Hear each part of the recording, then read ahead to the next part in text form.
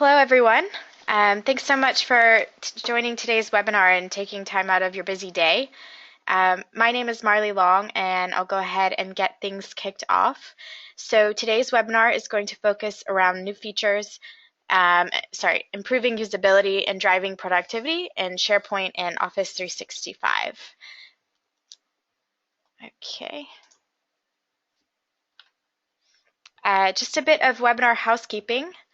This webinar is being recorded, so if you want to share this with a colleague in the next few days, we will be sending an email to everyone who signed up for the webinar with the recording link as well. You can also connect with us on Twitter. Our Twitter handle is @Cardiolog, and you can also contact our guest speaker today, Wendy Neal, at SharePoint Wendy. And of course, if you have any questions, we'll leave some time towards the end of the webinar today for a quick Q&A session. And if you can send your questions through the questions box through the GoToWebinar panel, that would be great. In regard for today's agenda, we'll start out with a very quick introduction. We'll talk a bit about Interlock and who we are. Then we'll introduce Wendy, who will share some know-how and expert tips on how to drive productivity and improve usability in SharePoint. And again, we'll conclude with just a quick Q&A.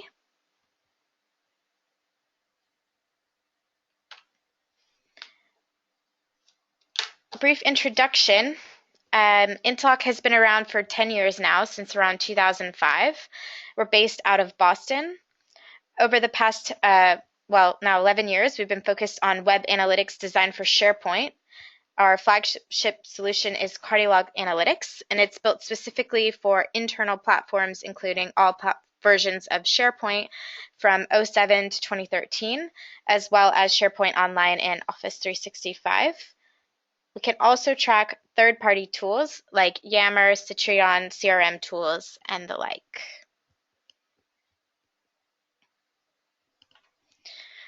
Our goal is to help our customers constantly improve SharePoint based on how it's being used. So there are three main pillars that we usually talk to our customers about. So the first is monitor, which is tracking the usage within SharePoint. The second is engaging these users, asking them what their needs are, what their pain points are, and what's not working for them. And finally, the most important pillar is enhance. So we want to make sure that we're constantly improving SharePoint based on these three pillars. And the idea is to have actionable metrics, which allow us to constantly make SharePoint better for the users.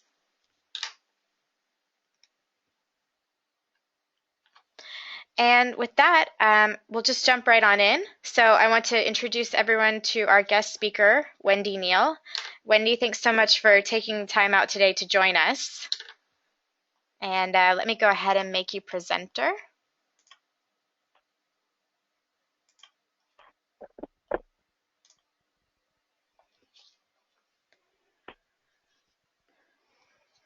Okay. Yeah, thank you so much, Marley, and thanks for that introduction. And let me know, can you see my screen? Yes. Okay, great. Thanks again. And I'm really excited to be here, and thanks for inviting me to participate in today's webinar.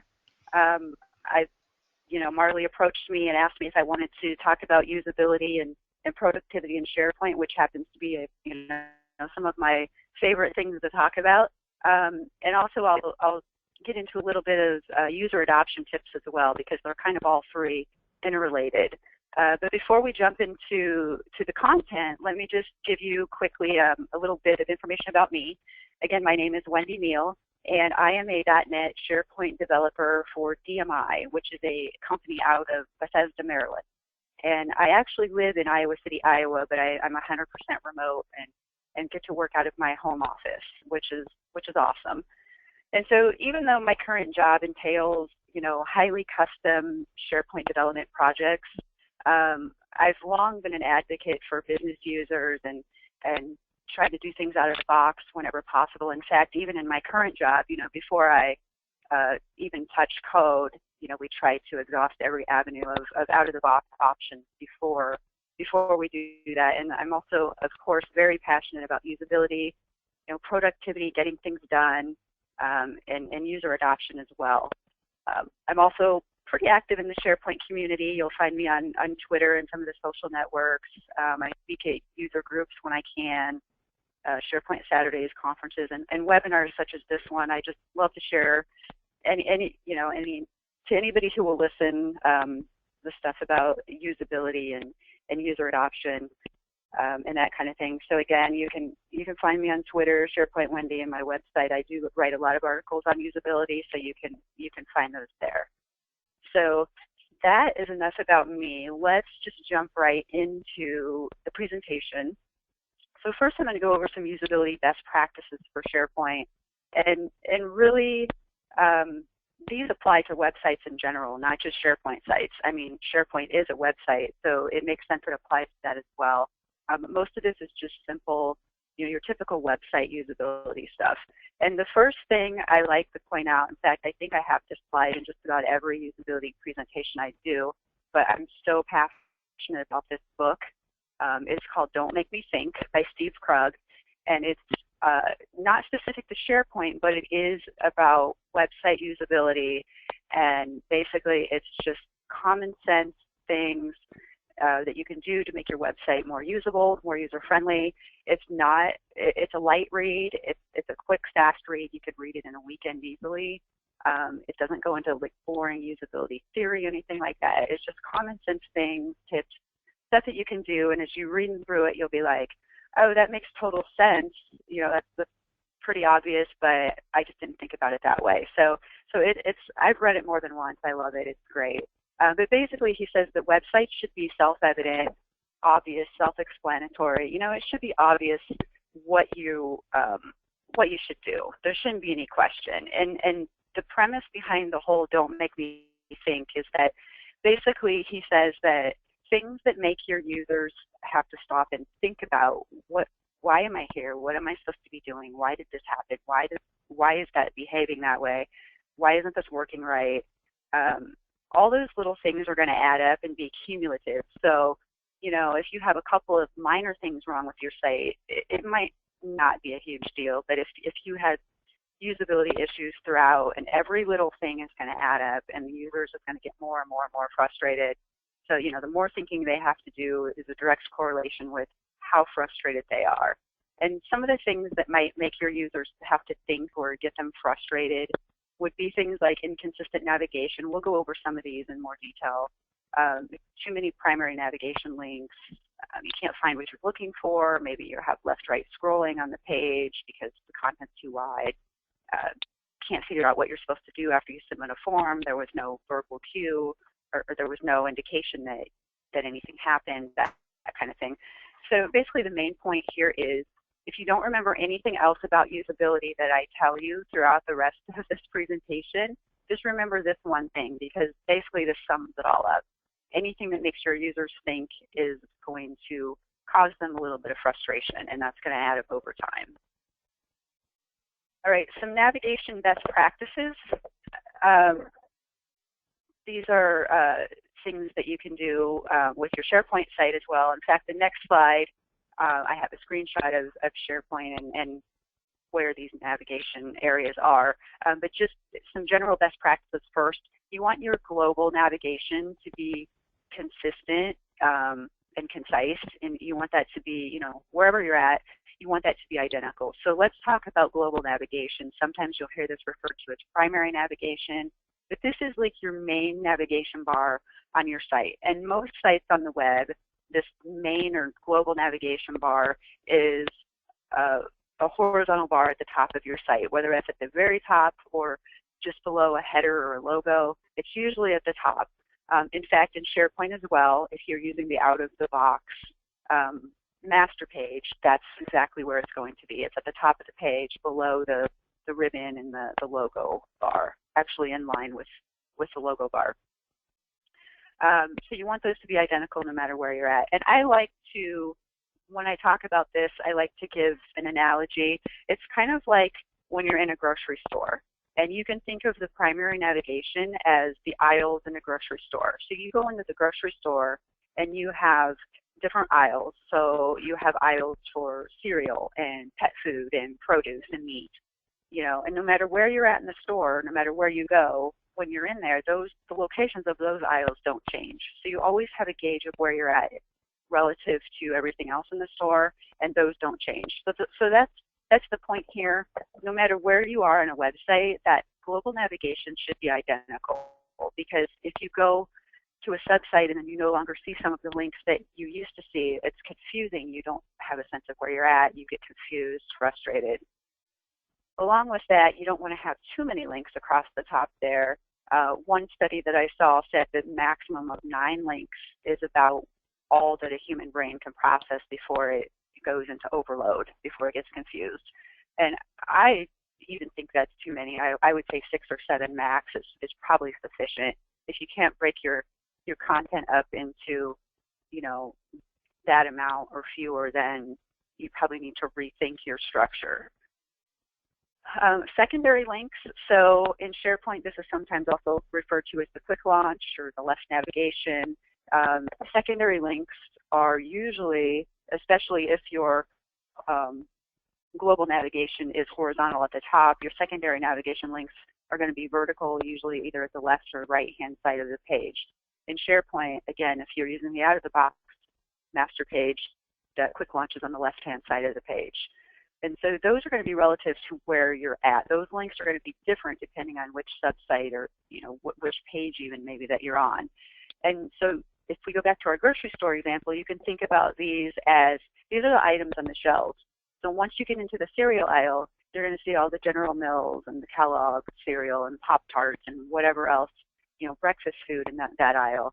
You get to the pet food aisle and you're going to see pets, cat food and dog food and so on. So, just like in the store, once you get into the different aisles, the content in those aisles are different. So these secondary links will be relative, links specific to the area of the site that you're on. You want to make sure that active links are highlighted, and by active link I mean if you click a heading, if you have an About Me page in your global navigation, you click that, then once you're on that page, that link, the About Me, should be highlighted or in bold or a different background color, some visible indication that you're on that page. And along with that, the page title should match the link names as much as possible. So if they click on a link and then the title at the top of the page is something completely different, it might be confusing. And then you should also use breadcrumbs where possible. That also gives users a bearing of kind of where they are in relative to where they've been and where they're at in the site. So here's a screenshot of, it's actually Office 365 that I took a few months back, so the top bar might be slightly different, but you can see basically I have the global navigation highlighted at the top there, directly to the right of the SharePoint logo where we have the home, accounting, human resources, marketing, IT. So that's your global navigation. So wherever you're at in your site, if I clicked on human resources, that's going to load my human resources site, but those links at the top should remain the same so that I can get back to any other section of the site that I want to from anywhere. The quick launch is there on the left, so these particular links are specific to the area of the site I'm in, which is my top level home site. I didn't mention utilities menu, or what I call utilities menu. Most sites nowadays, especially if you have a login functionality, you have what I call a utilities menu that's usually in the upper right-hand corner of the screen. And so, when you click your name in SharePoint, it's going to drop down. This will vary depending on what version and what features you have, but you can, sign out, go to your settings, and do different things from there. And of course, you also have a search bar, which I didn't mention, but that's also a way to navigate. Some people prefer, a hierarchy and clicking through. Other people just want to type in a term and go and find exactly what they're looking for. So that's also a very important part of navigation and making sure that that's configured properly. So let's talk about homepage design. And this doesn't really necessarily is specific to just home pages. Really, any pages on your site should kind of follow these guidelines. But your home page, you want it to attract attention. but you don't want it to be too flashy and gaudy, and you don't want any flashing banners that might cause someone to have a seizure. And, you don't want that, but you do want to, by using a good balance of images and text and as well as white space. You don't want to have things too close together, too cluttered. Having a good balance of all that is going to make a very nice looking page where it's easy to see, what it is I can do here. What am I supposed to be seeing? What does this content mean? Placing important content above the fold is a thing that's had some debate, especially with like different screen sizes and whatnot. But they used to say that you want to place your most important stuff above the fold, and above the fold is actually was coined back when newspapers came out, and you'd have a newspaper on the newsstand, and it's folded in half, and so you want your most juicy headlines, juicy stories on the top half of that first page above the fold, because that's your customers will see that and be enticed to buy it. So in website terms, above the fold just means anything you can see on the screen before you have to scroll down. You want to have your most important content there. And I have read some places where they dispute that and they show statistics and whatnot. So the jury's out on that, but I still think, why it can't hurt. Why not? If you have something you want everybody to see, the eye usually starts at the top of the page and reads down. So you can take that with a grain of salt. Designed for different screen sizes. So before I get into this, I'll just mention that ideally you would want a website to be responsibly designed, and that means that it shrinks or grows, the content shifts around depending on what kind of screen you're on. If you're on a computer screen, you're going to see more things side by side, and if you're on a tablet, it's going to get smaller, and a smartphone, it's going to start to go vertical. And so that's ideal. However, SharePoint out of the box doesn't currently support responsive design. You can add it, you can hire a developer, you can make it responsive, or you can buy third-party templates that are responsive and all that good stuff. But if you don't have that, then you might want to pay attention to this. The typical minimum screen size, especially in offices, and a lot of offices, is 1024 by 768. And the reason that is because a lot of them have old projectors where you can project on an overhead, and that's what size the screen is. And so if you're going to be doing presentations where you're going to be demoing your website in a conference room, that doesn't have some of the new widescreen, super cool TV projectors, if you still have the old projectors, that's what size screen you have to deal with. And so the key is to just figure out what is your minimum screen size that you need to support. It might not be that small, but just figure out what it is. Test your site in different screen resolutions because things will look different. And you want to avoid left-right scrolling at all costs. So that's why you want to set your minimum screen size and make sure it looks good on that without any scrolling. And if you have scrolling, you might have to rearrange your web parts or something to make them hide some columns so your lists aren't as wide, things like that. And then just something to keep in mind if you're concerned about it, the fold will be in different places depending on your screen resolution. All right, so hyperlinks, should you open them in a new window or not? I get this question a lot, and this is my 2 cents. Surely there's exceptions to every rule, but for the most part, if you're linking to a site other than yours, you want to open that in a new window, because once they get outside of your site, they could click on 15 links, and then how do they get back to your site? They have to start over, or they have to click back 15 times. So by opening a new window, your site is still open in the background, and they can just close that window. However, if it's a link to someplace else in your own site, definitely open that in the same window. I've actually seen sites that open every single link in a new window. So even if you're within the same site and you open a new page, it just keeps opening page after page in a new window, and it's extremely annoying. All right, so let's talk about some usability and user adoption challenges that I have seen throughout my career. And these are, in no particular order, and this might not be all inclusive, but these are some of the most common things I see. The site is hard to use or navigate. We've talked about navigation. The reason for this is probably, usability best practices have not been followed when setting up the navigation, as well as the information architecture. There's been a lack of planning, lack of content and information architecture planning.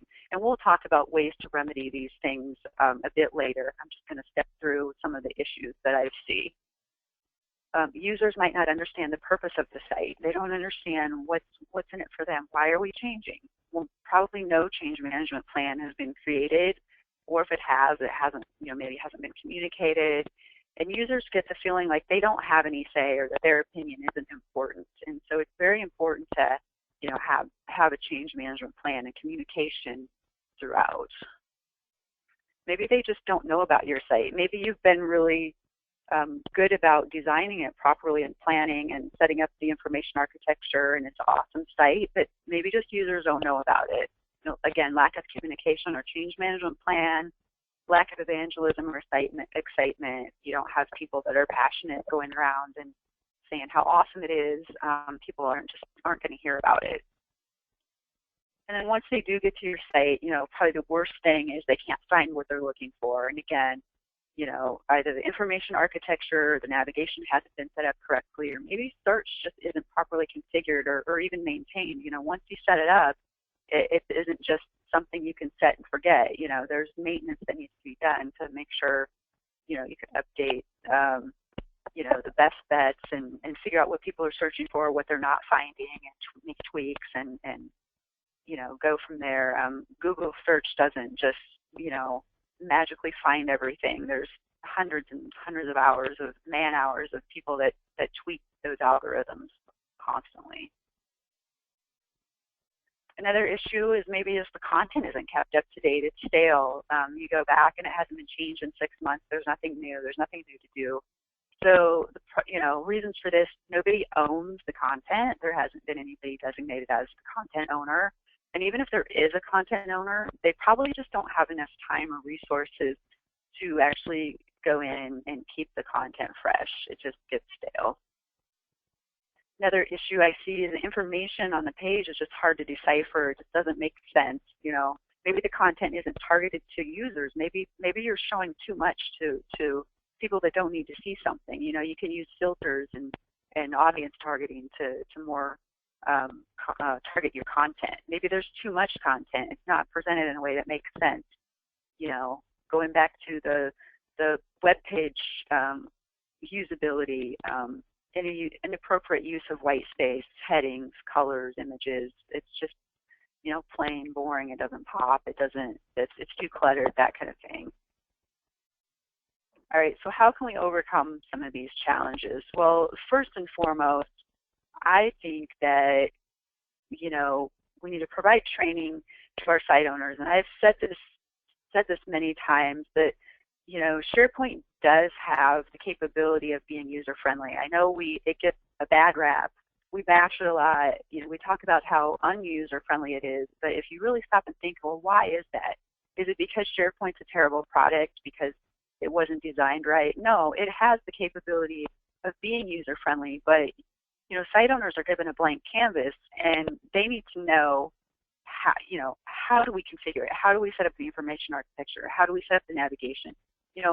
It's got to be an onus put on the site owner or the person that's setting up, creating the site. Those people need to be taught basic usability concepts, what their responsibilities are, because how many times does this happen? IT, management tells IT to install SharePoint. They install it. They say, hey, HR team, here's a site. Start using this to collaborate and start uploading your documents. And that's it. Like, they don't realize, and we'll see next slide or two here, what some of the responsibilities could be, but they don't understand what's involved in that. And essentially, they need to be taught how to be webmasters of their site, because that's kind of what they're doing. They own the site. They're responsible for a lot of different things. And so here are some of the examples. this might not be true in all cases, and there might be other things that aren't listed here they might be responsible for, but they need to design the site navigation, the site and the navigation. They need to understand how to make that as usable as possible. They need to understand how to set up the information architecture.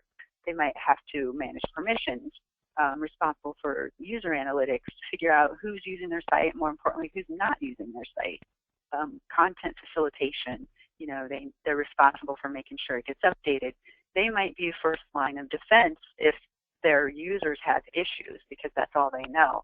And of course, if there's something they can't solve, they could escalate it to IT or help desk, but they are likely going to be fielding some of those issues. And so the main point of this is that I think a lot of companies don't understand, just handing a SharePoint site to somebody.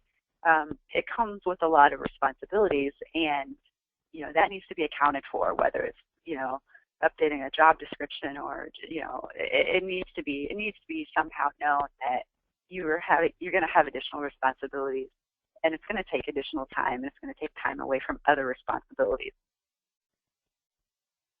And then also don't forget the end users while you're at it. So, site owners need training, but you also want to get users involved. So change management plan, get the users involved early, and explain to them how it's going to make their jobs easier, what's in it for them, because that's all they care about, to be honest. If it makes their job easier, they will jump up and down and thank you. But if it doesn't, and they don't understand why they're changing and it doesn't make sense, you're going to get resistance. And so, again, provide those users training as well if they need it. Planning and information architecture, don't use folders unless you have a good reason. There are actually a couple good reasons to use folders, but you want to make sure that you're also utilizing metadata, site columns, content types, views. Even when you're using folders, you can utilize both and hide the folder views and get the best of both worlds. But by all means, don't just dump all your files from your shared drive into SharePoint and call it a day. You need to put some planning and put some metadata around that, so it'll be easier for your users to find. You can promote your site if nobody knows about it. You can do lunch and learn, invite people to, for lunch and talk about it, have contests, set up user alerts. If you're adding new content, you can have it alert, your team. You can post things if your company has a bulletin, an actual physical bulletin board. One place that I used to work, people would post little signs in the bathroom next to the sink. So every time you wash your hands, you can see, oh, I see this announcement. And so, everybody's going to go in there at least once or twice a day probably. So, it's going to get seen. So just some different ideas for promoting your site, and then for updating, frequent updates to content. You don't have to be super creative. You can do simple things like have an announcements list where you just post announcements regularly. You could create a Did You Know section or a What's New or Quote of the Week, team member spotlight. These are just a few ideas. There's tons more out there you can use to update and make it interesting and have people want to come back and see, what's the quote of the week this week, and things like that. So eat your own dog food. What this means is to lead by example. So, a lot of times SharePoint will be, upper management will say, hey, we want to install SharePoint, use it, have our company collaborate, whatever. And so it'll get installed, but these people aren't actually using it for their own processes or collaboration or document sharing, that kind of thing. So basically, if you're going to ask somebody else to do something, you should lead by example and use it yourself. And understand what your users need. So that way you can target the appropriate content to your different audiences. If you have different audiences for the same site, you want to make sure you're showing stuff that makes sense to each audience. You can use visuals to aid in making sense of data. So maybe a chart instead of just a list with a whole bunch of data that doesn't mean much when you just look at it. And again, follow basic usability principles, best practices, when you're designing pages and site structure. So just a couple more slides on my end, a couple key points to take away. We talked about this before. SharePoint sites definitely have the capability of being user-friendly, but they have to be designed properly. They have to be designed by somebody who understands usability, information architecture, how to structure that content. Organizations should provide SharePoint training to their users, to their site owners, and essentially you're teaching them how to be webmasters of their sites and also recognize that they're going to have more responsibilities on their plate. And lastly, going back to the whole usability thing, anything that confuses or frustrates your users will affect user adoption, which also affects productivity. It's all intertwined. This can include things like we've talked about all of these sites that have poor usability, sites without a clear purpose, sites that don't make sense. User adoption will go down, productivity will go down as well. And so I hope you found some useful tips here that you can take away. And with that, I'm going to hand this back over to Marley, and she is going to explain to you how you can help improve usability and productivity, which in turn will help to increase user adoption. So, Marley, I just sent that to you. Okay, thanks so much. Thanks so much, Wendy. That was really helpful. I think a lot of really useful pieces can be taken out of your presentation and really kind of implemented in real life. So that was really great. Okay, so I'm just going to go ahead and do a brief presentation on how analytics can be used for several of these items that Wendy was discussing, and how they can be tied into analytics and how they can really help out when trying to do things like improving productivity and usability. Of course, I see there are a few questions so far, so feel free to send them over in the GoToWebinar panel, and I'll bring Wendy back in a few moments to go over those questions as well. So starting out, first of all, just kind of general question, why do we even need analytics when talking about SharePoint? So the key here is that you can really only manage what you can measure. So only can we know what's going on in SharePoint and define in SharePoint if a launch was successful, measure if people are using it and adoption is increasing, is being able to really measure what's going on. And that's really the end goal that we help our customers with. So how can we measure the deployment, analyze it, and then help customers improve their environments based on what's actually going on? And some of the questions people are asking, what is the most popular search? Where are my users coming from? How many people are using the portal? What are most users doing in the portal? How should I plan for the growth of my portal? And these are all questions that analytics can help to provide really insightful and intelligent answers for.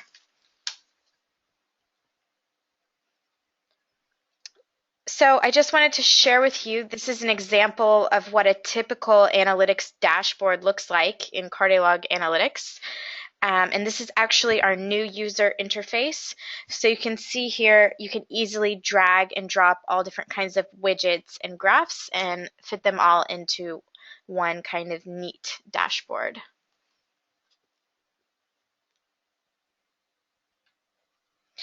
So if we break this down a little bit more into some subcategories, so I'm going to focus on 4 key ways to track adoption and improve the portal. So the first category that I'll focus on is tracking basic usage activity and the users themselves. So over the course of different months or weeks, we can see if people are using SharePoint more, different departments, etc.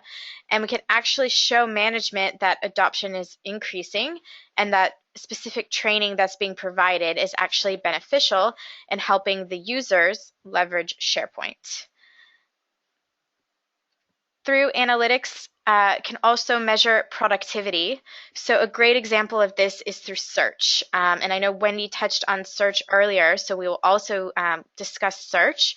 So if we find out that everyone is searching for the same content, so easily can put a link on the homepage and save everyone those 30 seconds each day that they're searching for that same popular content. And this really ties back to when Wendy was discussing helping users navigate through the portal easier with these kind of intelligent insights. Collaboration, a huge goal for helping SharePoint, helping different teams and employees collaborate, and of course offices now span across states, countries, and time zones. So the ability to show that there's this sort of collaboration and that people are really leveraging the tools for collaborating is really important for showing that there is this kind of return on investment in SharePoint. And when we talk about collaboration, this really ties into SharePoint Social as well, which I'll also kind of touch on a bit later. And finally, engagement. So there's lots of new social features within SharePoint. So anything from communities beyond just viewing this kind of content, but also liking this content, sharing content, writing content, and more. And it's important to make sure that people are leveraging the ability to use these communities. So if there are these communities with these lower engagement levels, can easily pinpoint them with analytics and offer them very targeted training because based on these reports that you're producing, that they aren't leveraging SharePoint as often.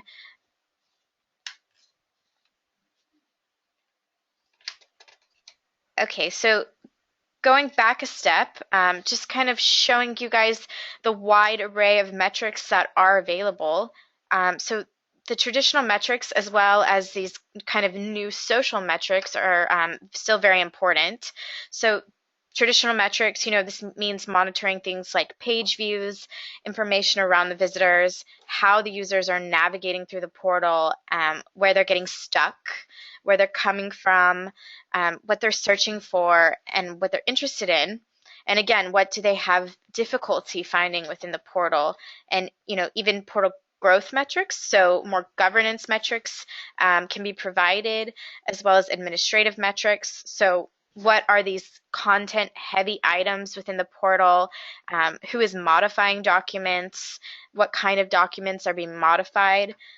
So these are all metrics that can be created in this kind of advanced analytics solution. And they can answer all of these kind of really important questions that people are wondering about what's going on in their SharePoint portal. So if we drill down into the visitor area, we can see the traditional metrics, and we can also drill into these user-centric metrics as well. So now I'm just going to present to you guys these kind of metrics and how they tie back into these categories that I showed you on the previous slide. So here, if we look, we have a unique users table tying back to this users category, and we see also integration with Active Directory. And here we can see the unique user name, and based on this, we can make improvements. So for example, if we see there is a cutoff for a certain number of views within a specified date range, and anyone who doesn't meet that cutoff, we can send them for training. So instead of allocating all these budget and resources on kind of a general training for everyone, you can actually really see who needs this training and who would benefit most from this training. And if we move to the right and analyze page views metrics, it allows you to see content that no one is viewing. So if there's not many users visiting or the exit rate is very high, this may tell us that this piece of content, it's just not important to users or doesn't provide value to them. So easily we can delete this piece of content. Conversely, if the content, is important to management and there's no foot traffic, we can see that there's no foot traffic, can easily make a decision to add a button to the home page and make this very important item more accessible for users to see. So these are these kind of user-centric metrics. So we can also drill down into more social metrics. So I've showed you these traditional metrics, which are the kind of foundation for adoption, but adding on top of these user-centric metrics, they can really give you a holistic perspective on what's going on and with your users in the portal. So for example, here you can see this user's activity chart. So you can see each user's posts, comments, discussions, and replies. You can also create an influential users chart.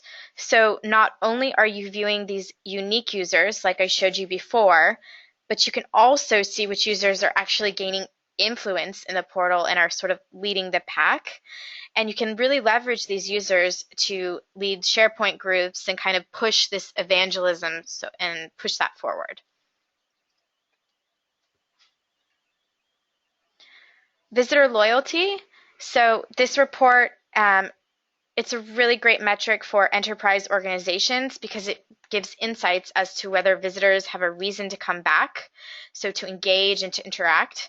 So simply put, it's just how many times visitors visit the site within a specified date range. And the real foundation for portal success is a large and loyal set of visitors. So in order to constantly improve this portal adoption, stakeholders and administrators really need to understand who these loyal visitors are and what makes them loyal. And empowering visitors who display loyal behavior can sort of start this chain reaction and thus leverage these users to motivate others in their network to sort of jump on the SharePoint train. Another metric, visitor recency. So how long does it take your users before they decide to come back and visit the portal? So visitor recency can really indicate your users' level of engagement with the portal. So to measure improvement, it's necessary to make comparisons over time. So if your users are revisiting the portal more frequently, you can assume that the content provided on the portal is engaging and it's also very helpful to them. So also thinking of ways to encourage people to return to the portal is really necessary for ensuring this portal stability and overall kind of retention rates. So the trick is kind of finding ways to tempt users with something to come back for. So an example could be, a series of posts that tell a story, competitions within the portal, kind of bringing in these gamification methods, frequently updated newsletters, and employee highlights are all really great ways to grab user attention and kind of keep them coming back. So now I'll transition just to the second category, so productivity. So improving adoption, productivity is a main aspect of that. So I mentioned previously that search reports can drastically help you improve your users' productivity levels in SharePoint. So for example, we have on-site search phrases, and it not only tells you the exact search phrases entered, but with top ranked search phrases, you can also gather these deep insights into what your users are searching for, what they need help with, and what topics they're really interested in. And you can easily leverage these insights to create navigation paths and easy routes for users to access popular content or content that is important to the organization. So essentially, this can really help save your users a lot of time. And I think, as Wendy mentioned previously, kind of developing this usability and navigation plan is kind of where analytics come in to kind of constantly be implementing these navigation search analytics to really kind of help your users navigate through the portal and constantly measure that over time, throughout the deployments. Another interesting metric relating to productivity that I wanted to share with you guys is average number of contributions per user. So with this metric, you can really get this kind of in-depth glimpse at the exact levels your users are actively contributing content in the portal.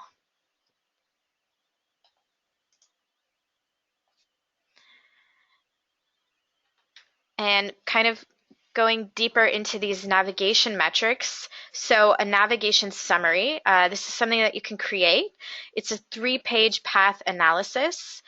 So the previous page, the selected page, and the next page. And it can show you if your website's visitors are following the paths that you're looking for them to ultimately complete a desired action.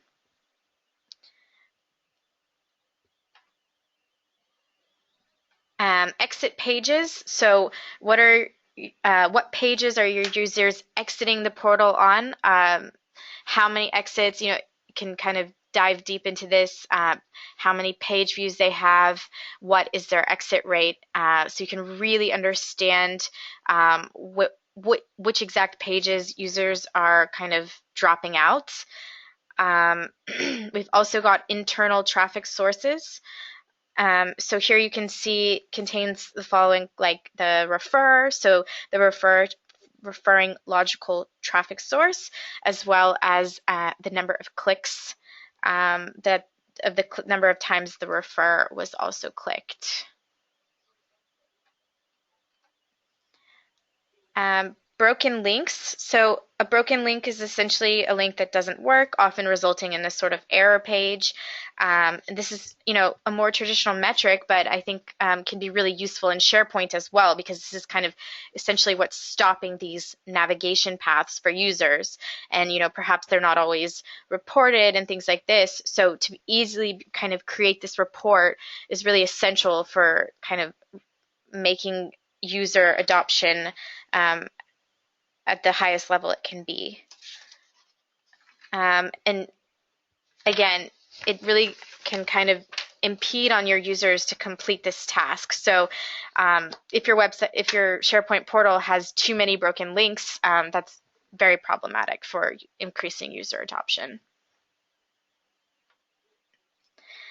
So moving on to collaboration.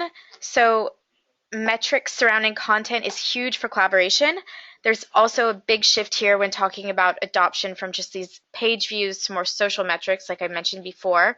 So besides what's been viewed very often, we're also going to see what content is most influential and then make that content easier for users to find. And this can be done, like I said, through links on the home page. And we define influential content by things such as comments, most likes, highest ratings, followers, and etc. So these two metrics you can see here are drill downs. You can see exactly how many likes individual pieces of content are getting, as well as this rated content, so the average ratings and how many raters are interacting with the content. And all of these kind of fit into this bigger picture of improving collaboration, which will inherently improve adoption levels as well. And by arming yourself really with this data, you can really understand what your collaboration levels are and then take action from there. So the last category that I'll touch on, so when talking about adoption, we've also seen this shift from basic usage in the portal to real engagement with the portal. So are there active discussions, going on in these communities? Can we monitor what are the active communities, how many discussions are taking place, how many replies, and we can really start to understand the portal more. So this allows us to pick out, influential topics, for example. So if we see topics with a lot of activity, it allows us to focus. If we're mining for interesting information, we know that we should surface this content and make it easier for users to find, and kind of focus on these communities to improve adoption. And you could even have different measurements for engagement depending on, the type of community. So, for example, a community that is broader, sort of all-employed community, you might have this lesser level of engagement set, but for a specified business unit, checking into the community once a week really may not be enough and may actually be considered fairly disengaged. So you'd want to raise the bar and sort of set your KPIs to a different standard. And what this all kind of ties into is these desired outcomes for engagement and adoption levels. So what are we trying to measure versus just kind of setting out these generic KPIs across each and various community, because each community is essentially going to be different, and it's important to kind of keep this in mind when setting these goals. And very quickly for my final slide, often the best way to measure employee engagement is just simply to ask them. So we know it's a sort of soft concept, so it's hard to come up with these set metrics. And for that reason, we need to go to employees and ask them, like, hey, how are you doing? Are you finding what you're needing? Do you need help with something? Can you provide some sort of feedback on the portal? And this really brings me to the point that we should focus on this value as opposed to these actions. So how are we adding value with the metrics that we set and the goals that, you know, have initially been set for SharePoint or Office 365 or, you know, any kind of portal, whether it's online, 2013, etc.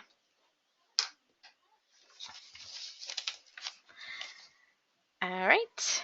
So that's just a quick example of some of the metrics that can be provided here. We have a few minutes left towards the end of our time today. So let's go ahead and take a look at some of the questions. If you didn't have time to send any of your questions over, feel free to type those now into the GoToWebinar panel. So I'll give you guys just a moment in case you want to enter any questions into the GoToWebinar panel.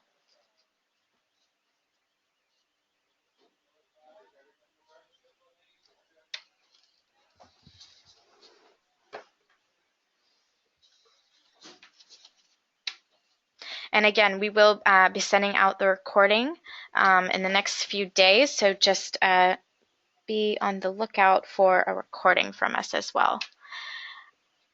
Okay, Joseph is asking, can we have copies of the slides? Certainly. So in the email with the recording, I will also include the slides as well. And also, you know, if you can't think of a question at the moment, but would like to ask to either Wendy or myself or anyone from the Cardiolog team, you can email us at info@interlock.com, and you can also contact Wendy at wendy.neal@outlook.com.